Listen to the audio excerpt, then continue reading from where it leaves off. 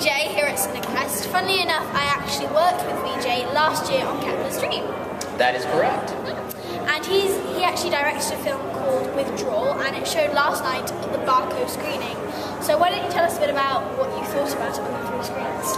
Well, basically 3 weeks ago we were offered the opportunity to make a short film in the 3-screen Barco format. And my first thought was, there's no way we could actually get a movie done in 3 weeks. And then 30 seconds later I was like, but how often do you get the chance to make something like that, to do something that new and groundbreaking and innovative? So I was like, yes, and we just started working on it right away.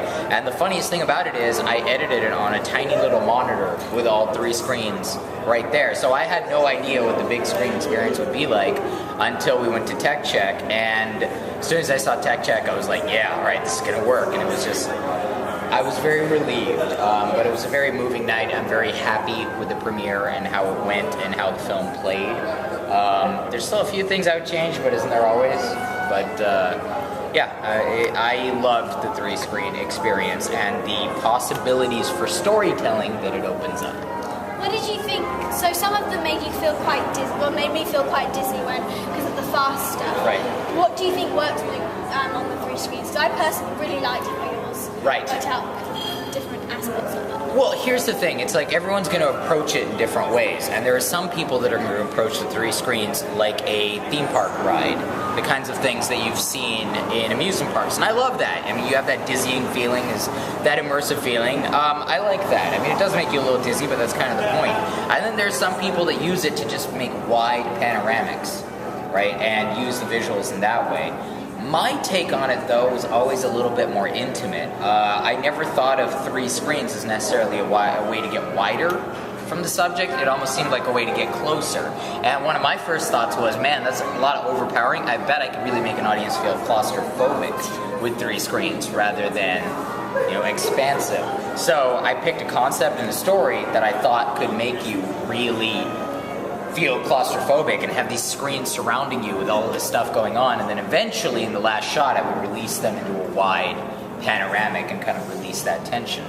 But I mean, the job for me was always, how do I use these 3 screens to tell the story the most effectively, and how do I tie it in and make it not just a visual gimmick but also something necessary. I don't know that Withdrawal would play in any other format, and that's what I like about it. It feels, I mean, I don't think you could cut a 1-screen version that would have quite the same feeling, and I like that.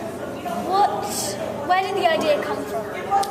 The idea is actually, I wrote a short script called Withdrawal several years ago in which a group of friends put a friend through withdrawal. And I don't know, maybe the experience that I've had the past few years of my life and dealing with a lot of things, I've been thinking about parenting a lot. And what that means, and what it means, because I have a father who has difficulty expressing his emotions and can be seen as quite stern. And I know he loves me, but he's not always someone that can express it. He's very much more about actions than words. And as soon as I realized that a father putting his daughter through this was more powerful, it was something that I've been thinking about in the back of my head, and when the Barco Escape thing came up, I was like, that's perfect for this. I can run with that, I can do this. Have you always wanted to be in the film industry, or did you have any other passion? I've always wanted to be a writer. I was writing short stories and novels, and I think the first time film really captured my imagination was when I saw The Land Before Time as a kid.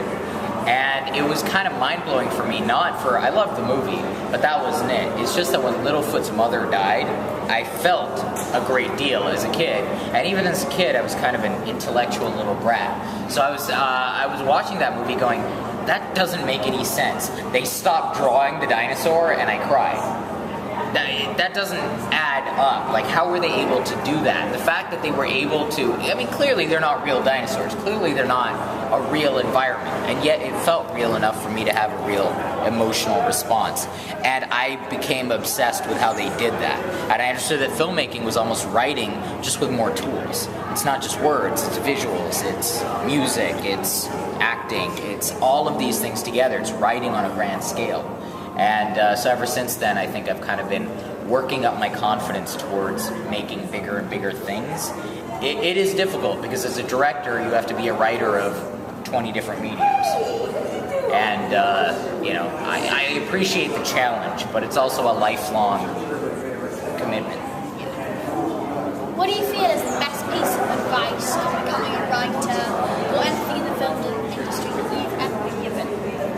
Best piece of advice I've ever been given is don't try to make things that sell. Try to make things that you love. At the end of the day, it is about an audience, but the audience is almost incidental in a strange way. If you write things that captivate your imagination, that interest you, where you're not pandering to an audience, those are the things that are the most powerful. The instant you go, oh, people like this, we should do this kind of movie, it becomes an artificial process. So, I mean, Kurt Vonnegut said that as one of his rules for writing in Magambo Snuff Box. Write for just one person. Because if you open a window to make love to the world, you're going to get pneumonia and die. And, that's one of my favorite quotes. It always sticks in my head. Okay. So now I have 5 really quick questions that you just have to say without thinking. Okay. What's your favorite color? Red. Where's your favorite place you've ever been? To Chiang Mai, Thailand. If you could go anywhere in the world, where would you go? Sea Ranch, California. Who's your favorite person you've ever met? My girlfriend. What's your favorite food? Chicken biryani. Thank you very much. High five.